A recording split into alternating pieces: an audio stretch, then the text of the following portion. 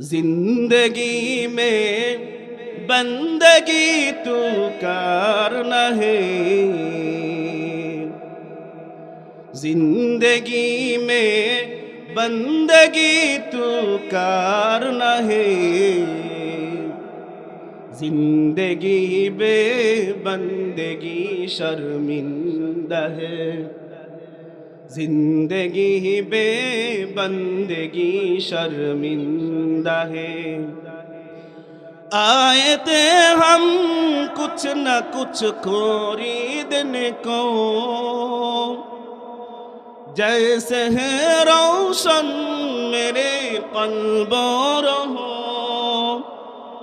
आए थे हम कुछ न कुछ खरीदने को, जैसे है रोशन मेरे कल्बों हो। और नकी चाहा तो जहाँ मैंने है, और नकी चाहा तो जहाँ मैंने है। जिंदगी में बंदगी तू करना है। जिंदगी बे बंदगी शर्मिंदा है। जिंदगी बे बंदगी शर्मिंदा है। दुनिया पे हो दुनिया का तौलबगार न हो,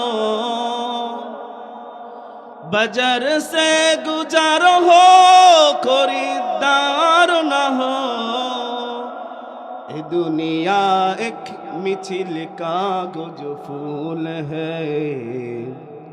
ये दुनिया एक कागज फूल मिसिल फूल है। जिंदगी में बंदगी तू करना है। जिंदगी बे बंदगी शर्मिंदा है। जिंदगी बे बंदगी शर्मिंदा है। अस्सलामु अलैकुम व रहमतुल्लाहि व बरकातुहू। वालेकुम अस्सलाम व रहमतुल्लाहि व बरकातुहू। अल्हम्दुलिल्लाह नहमदुहु व नस्तईनुहु व नस्तगफिरुहु व नु'मिनु बिही व नतवक्कलु अलैहि व नऊज़ु बिल्लाहि मिन शुरूरि अनफुसिना व मिन सय्यिआति अअमालिना। من يهده الله فلا مضل له ومن يضلل فلا هادي له. ونشهد أن لا إله إلا الله وحده لا شريك له. ونشهد أن سيدنا وسندنا وحبيبنا وطبيب قلوبنا ومولانا محمدا عبده ورسوله الذي أرسله بالحق بشيرا ونذيرا وداعيا إلى الله بإذنه وسراجا وقمرا منيرا. أما بعد فأعوذ بالله من الشيطان الرجيم. بسم الله الرحمن الرحيم. ولقد ذرأنا لجهنم كثيرا من الجن والإنس لهم قلوب لا يفقهون بها ولهم أعين لا يبصرون بها ولهم آذان لا يسمعون بها. أولئك كالأنعام بل هم أضل. أولئك هم الغافلون.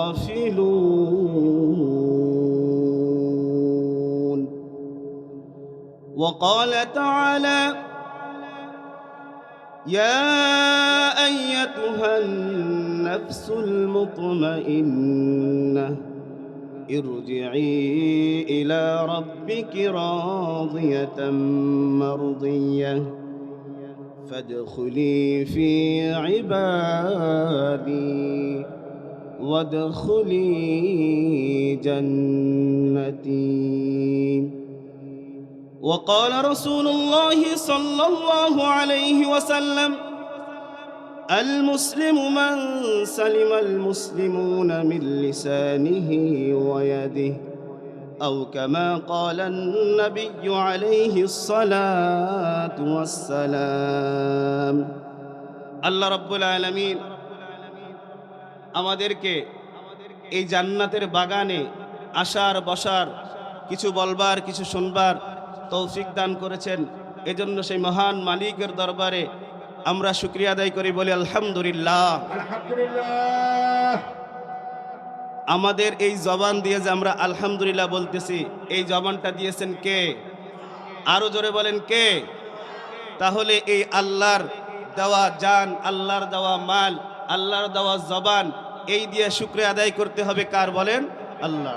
তো আমি যে কোরআনের আয়াত তেলাওয়াত করছি এর উপরে কিছু আলোচনা করব। আল্লাহ রাব্বুল আলামিন তৌফিক দান করুন, সবাই বলে আমিন। আল্লাহ রাব্বুল আলামিন বলেন: ওয়ালাকাদ যারানা লিজাহান্নাম কাসীরাম মিনাল জিন্নি ওয়াল ইনস লাহুম কুলুবুন লা ইয়াফকাহুনা বিহা লাহুম কুলুবুন লা ইয়াফকাহুনা বিহা ولهم أعين لا يبصرون بها ولهم آذان لا يسمعون بها أولئك كالأنعام بل هم أضل أولئك هم الغافلون. জোরে জোরে বলেন না আল্লাহু আকবার। আল্লাহ রাব্বুল আলামিন বলেন, অবশ্যই আমি সৃষ্টি করেছি কিছু মানুষ এবং জিন জাতির জন্য জাহান্নাম। আল্লাহ রাব্বুল আলামিন কাদেরকে বলেন? সবাই বলেন কাদের জন্য বলেছেন? কিছু সংখ্যক জিন এবং মানুষদের জন্য আমি জাহান্নাম সৃষ্টি করেছি। কারা এই জাহান্নামে যাবে? আল্লাহ রাব্বুল আলামিন পরের আয়াতে বলছেন, লাহুম কুলুবুন লা ইয়াফকাহুনা বিহা, যাদের রয়েছে একটা অন্তর, আমি তাদেরকে অন্তর দিয়েছি আমার বিবেচনা করে, আমার হুকুম অনুযায়ী জীবন যাপন করার জন্য। আমি তাদেরকে 5 ওয়াক্ত নামাজ দিয়েছি, ওই নামাজ তারা সুন্দরভাবে মসজিদে দিয়ে আদায় করবে। আমি তাদেরকে রমজান মাসে রোজা দিয়েছি, তারা ওই রমজান মাসে রোজা আদায় করবে। আমি তাদেরকে পর্দার বিধান দিয়েছি, তারা ওই পর্দা অনুযায়ী জীবন যাপন করবে। আমি তাদেরকে সুন্দর এই পৃথিবী দিয়েছি, এক ভাই আর এক ভাইয়ের সাথে ভালো ব্যবহার করে জীবন যাপন করবে। আমি তাদেরকে এই দুনিয়াতে পাঠাইছি, তাদের পিতামাতার খিদমত করবে। আমি তাদেরকে এই দুনিয়ায় পাঠাইছি, আমার কোরআন তেলাওয়াত করবে। আমি এই দুনিয়াতে পাঠাইছি, তারা মসজিদ আবাদ করবে। আমি এই দুনিয়াতে পাঠাইছি, তারা মাদ্রাসায় লেখাপড়া করবে। ওয়ালাকাদ যারানা লিজাহান্নাম কাসীরাম মিনাল জিন্নি ওয়াল ইনস, আমি কিছু সংখ্যক লোক মানুষ এবং জিনকে জাহান্নামে ভিতরে নিক্ষেপ করব, তাদের জন্য জাহান্নাম বানায় রাখছি। কারণ আল্লাহ রাব্বুল আলামিন তার পরের আয়াতে বলেন, লাহুম কুলুবুন লা ইয়াফকাহুনা বিহা, তাদের আমি একটা অন্তর দিয়েছি, এই অন্তর দিয়ে তারা ভালো কিছু বিবেচনা করে না। লাহুম কুলুবুন লা ইয়াফকাহুনা বিহা ওয়া লাহুম আ'য়ুনুন লা ইউবসিরুনা বিহা, তাদের কান দিয়েছি, তারা ওই কান দিয়ে ভালো কিছু শোনে না। কান দিয়েছি আজান শুনবে, আজান শুনে মসজিদে প্রবেশ করবে। কান দিয়েছি কোরআন তেলাওয়াত করবে, কোরআন তেলাওয়াতের আওয়াজ শুনবে। কান দিয়েছে এরকম দিনে মজমা হবে যেখানে মাহফিলের আলোচনা হবে, এইগুলো শুনবে। কিন্তু যুবক ভাইয়েরা কি করে? এইগুলো না শুনে কানের ভিতরে হেডফোন দিয়ে গান বাজায়। ঠিক না বে ঠিক? জোরে বলেন। আমাদের এলাকার ছেলেরা তো অনেক ভালো, সবাই বলে আলহামদুলিল্লাহ, হবে ইনশাআল্লাহ একদিন। দেখেন, সবার আগে একটা কথা বলি, আল্লাহ রাব্বুল আলামিন কাকে ভালো করবেন, কালকে হেদায়েত দেবেন, এটা আল্লাহ রাব্বুল আলামিন ভালো জানেন। ঠিক না বে ঠিক? আমরা সবাই রাসূলের একটা ঘটনা জানি না, আমাদের রাসূলের চাচা বিশ্বনবীর চাচা যখন ইসলামের সব কাজ করে কিন্তু কি করে না, কলেমা পড়ে না। রাসূল তার চাচাকে কলেমা পড়ার জন্য চেষ্টা করতেছে। তো আল্লাহ বলতেছেন, ওগো রাসূল তুমি এত এত হয়রান হইও না, এত জোশচাপ করো না, কারণ হেদায়েত দেওয়ার মালিক কে? আমি রব্বুল আলামিন। এজন্য আমাদের সমাজে অনেকেই আছে আমরা তাকে অপছন্দ করি, ঠিক না বেঠিক? আমরা অনেকেই তারে অপছন্দ করি, মনে করি এই লোকটা ভালো না। আসলে বলেন এমন কোন আমল আছে দেখা গেল আল্লাহ রাব্বুল আলামিন তাকে পছন্দ করছেন, এর জন্য তাকে জান্নাতে দিতে পারেন, ঠিক না বেঠিক? যদি এটা নাই হইতো তাহলে এক বিধর্মী শুধুমাত্র কুকুরকে পানি খাওয়ানোর জন্য জান্নাতে প্রবেশ করতে না, ঠিক না বেঠিক? আমরা এই হাদিস জানি না। এজন্য এই পৃথিবীতে কে জান্নাতে যাবে কে জাহান্নামে যাবে এটা নির্ধারণ করবে কে? এজন্য আমরা জুলুম করব না। আল্লাহ রাব্বুল আলামিন আমাদেরকে একটা অন্তর দিয়েছে, আমরা যখন মানুষের ভিতরে মানুষ বসবাস করব, এক ভাই আরেক ভাইয়ের হক আদায় করব, এক ভাই আরেক ভাইকে ভালোবাসবো, এক ভাই আরেক ভাইয়ের সাথে দেখা হলে সালাম মুসাফা করব। কিন্তু আমাদের সমাজে কি হয়? আমাদের সমাজে আমরা অল্পর জন্য এক ভাইয়ের সাথে আরেক ভাই মারামারি করি, টাকার জন্য মারামারি করি, জমির জন্য মারামারি করি, সম্পদের জন্য মারামারি করি, বরত্ব প্রকাশ করার জন্য মারামারি করি। বলে আমাকে, এই তুই আমাকে ভাই বলিস না কেন, তুই আমাকে নেতা বলিস না কেন? তো আল্লাহ রাব্বুল আলামিন আমাদের এই জন্য সৃষ্টি করেন নাই। আল্লাহ রাব্বুল আলামিন আমাদেরকে সৃষ্টি করেছেন ওয়ামা খলাকতুল জিন্না ওয়াল ইনসা ইল্লা লিয়াবুদুন। আমি মানুষ এবং জিন জাতিকে সৃষ্টি করছি একমাত্র কেবলমাত্র আমার ইবাদতের জন্য। আমরা ঘুম থেকে উঠব এবং ঘুমানোর আগ পর্যন্ত সারা দিনটা আমাদের ইবাদতের ভিতরে গণ্য হবে।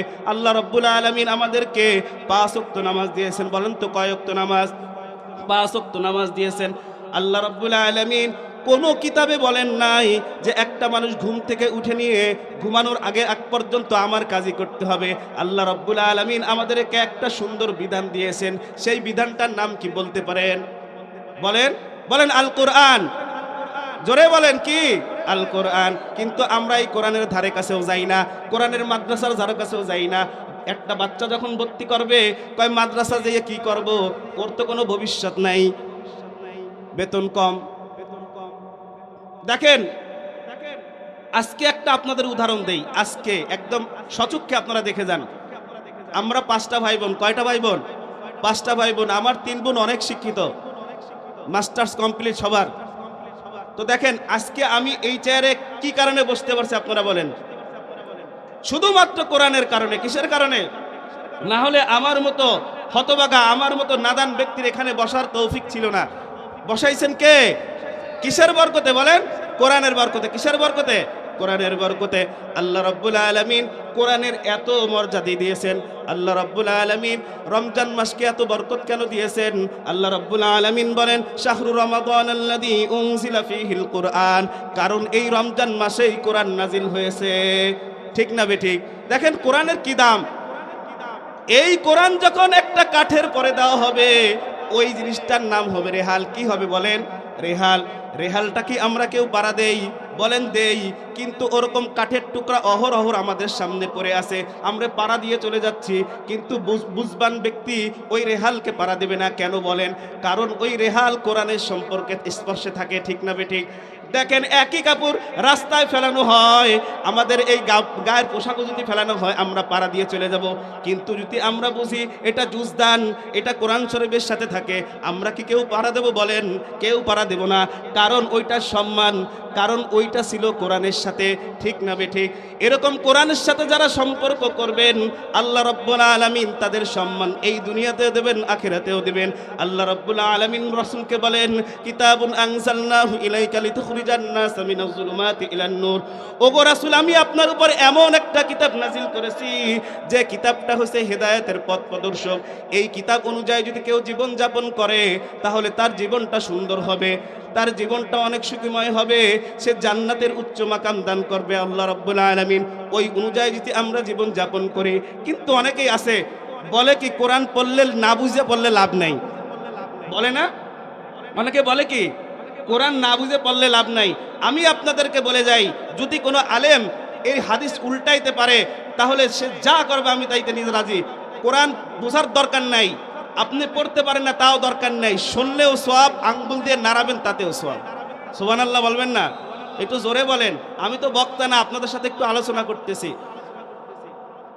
আল্লাহ রাব্বুল আলামিন কোরআনের এত মর্যাদা দিয়েছেন, কিন্তু আমরা এই কোরআনকে বাদ দিয়া আমরা সমাজে বেহুদা ঘোরাফেরা করি। আমরা অনেকেই বলি, ইমাম সাহেব হুজুর আমার তো কয়টা সূরা শুদ্ধ হয় না, একটু সূরা আমাকে শিখায়ে দেন। এরকম কেউ কেউ আসি আমরা এখানে বলি না, কারণ আমাদের সময় নাই। আমাদের সময় নাই, সারা দিন বেহুদা কাজ নিয়ে আমরা দৌড়াদৌড়ি করতেছি। কিন্তু যেটা শিখাইলে আল্লাহ রাব্বুল আলামিন তার মর্যাদা জান্নাতের উচ্চ মাকাম দেবেন, ওইটার পিছনে আমরা সময় নষ্ট করি না। আমরা সময় নষ্ট করি দুনিয়ার নিজেদের পিছনে, ঠিক না বেঠিক? কিন্তু আপনি একটা জিনিস চিন্তা করেন, আমাদের এলাকা থেকে ইতিমধ্যেই প্রায় 8-10 জন মুরব্বী চলে গেছেন।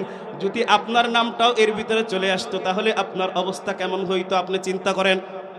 আপনি মনে মনে একটু চোখ বুজে চিন্তা করেন, ওই একটা মানুষ মারা গেছে, আমার নামও যদি ঠিক ওইভাবে মসজিদের মাইকে বলতো, আমার জন্য খাটিয়া আসতো, আমার ছেলে মেয়ে চিৎকার মারে কাঁদতো যে আহারে বাবা আমার আজকে আর দুনিয়াতে নাই, আমার অবস্থা কি হতো?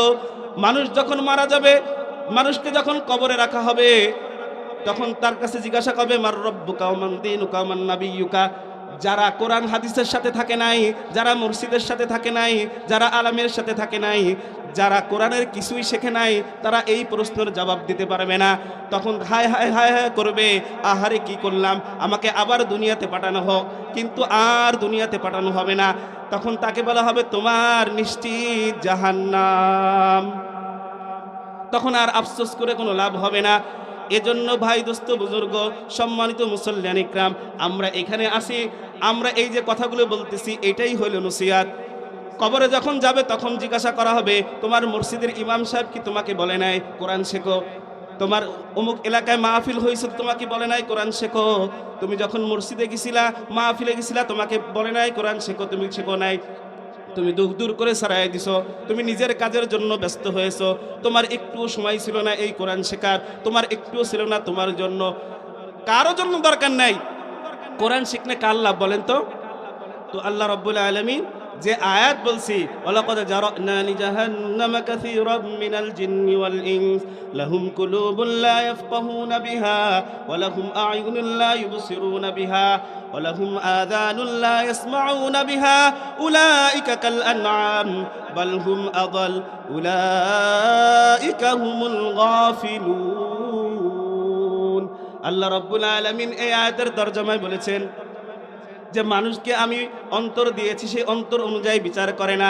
আমি কান দিয়েছি ভালো কিছু শোনার জন্য শোনে না, আমি চোখ দিয়েছি ভালো কিছু দেখার জন্য দেখে না, আমি মুখ দিয়েছি আল্লাহ রাব্বুল আলামিন জিকির করবে করে না। যদি এরকম কেউ না করে, আল্লাহ রাব্বুল আলামিন বলেন বালহুম আদাল, এরা চতুষ্পদ জন্তুর মতো। কুকুরের কি নাই বলেন? ওদের কি শ্রবণ শক্তি আছে বলেন? ওদের কি অন্তর আছে? আমরা যেরকম ভালো বিচার করি, ওরা কি ভালো বিচার করতে পারে? তো আমরা যারা এই দুনিয়াতে আল্লাহ রাব্বুল আলামিন আমাদেরকে পাঠাইছেন, আমরা ঠিক চতুষ্পদ জন্তুর মতো আমরা ব্যবহার করি। এজন্য আল্লাহ রাব্বুল আলামিন কোরআনেই বলে দিয়েছেন বালহুম আদাল। এরপর আর উলাইকা হুমুল গাফিলুন, এরা সব গাফেল হয়ে গেছে, এরা সব গাফেল। যদি এদের ভিতরে অন্তরের ভিতরে আল্লাহর ভয় থাকতো, জান্নাতের ভয় থাকতো, জাহান্নামের ভয় থাকতো, যদি জাহান্নামের এই আগুনের ভয় থাকতো, তাহলে এরা এই কাজ করতে পারতো না।